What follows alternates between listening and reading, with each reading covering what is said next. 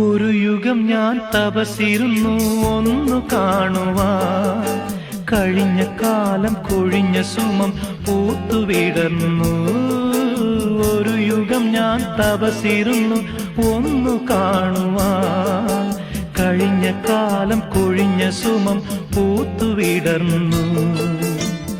മൂകമാമെൻ മനസ്സിൽ ഗാനമായി നീയുണർന്നു.